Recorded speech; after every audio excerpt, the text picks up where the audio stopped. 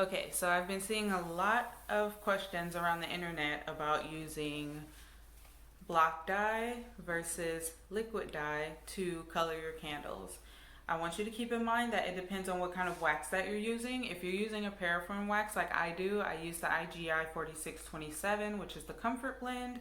They're easier to color. If you are using a soy wax or a para soy blend wax, then you're going to have to use more dye to color your products because soy wax tends to come out lighter when you're using a dye. So you're going to have to use more dye depending on how light or how dark you want your products to come out.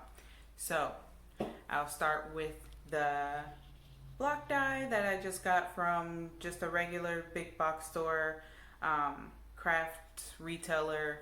And the thing about the block dye is that it can be difficult to break apart, it can be difficult to measure, and it doesn't always dissolve evenly when you are making your product.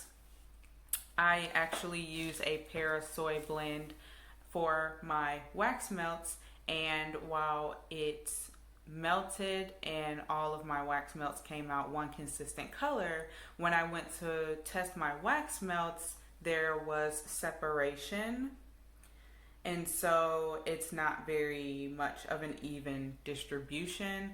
So if you are going to continue to use the block dye, just make sure you're careful about how you're measuring it and making sure that it's even. Also, if it does not melt all the way, you will get some residue at the bottom of your container candles and your wax melts, and it just doesn't look very good.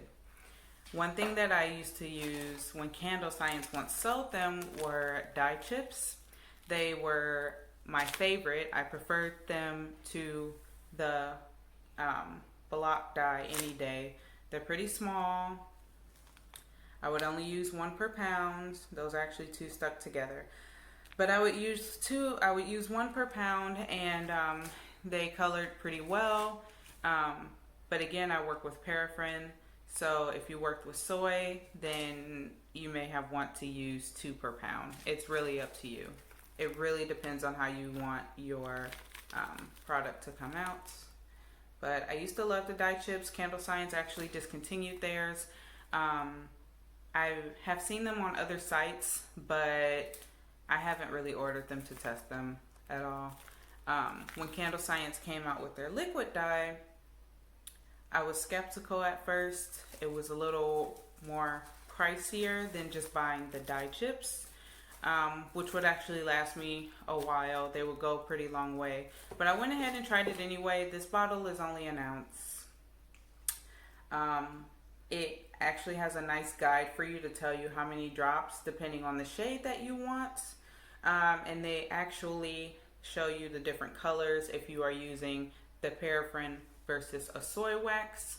I would say with these, you don't get any settling. There's nothing to settle. It's just liquid. You don't have to worry about it breaking up. It's easier to measure, and it does have the consistency of ink. It can be pretty thick, so you want to make sure that you shake well, because if you pull off the dropper without shaking it, it's going to look pretty, it can look pretty thick. This is actually a pretty good one though, because I shake mine very well. But for consistency, for ease, it can be a little pricier from the beginning, but a few drops really does go a long way. So if you're looking into coloring your candles, your wax melts, any of your products, I would definitely give the liquid dye a try.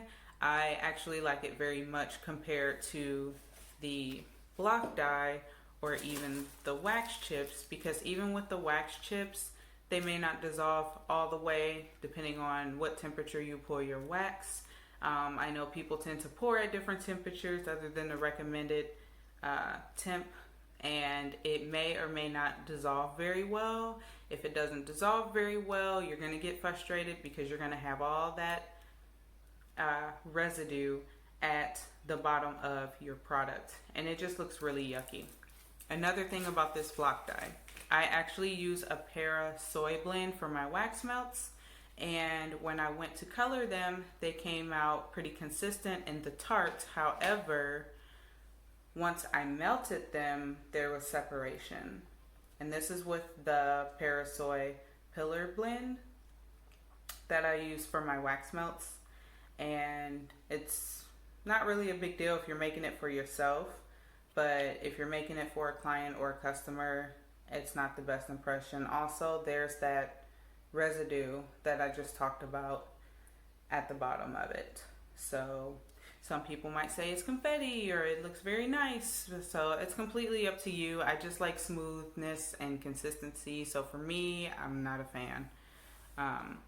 So that's it. That's all I have for you. I hope that helps somebody.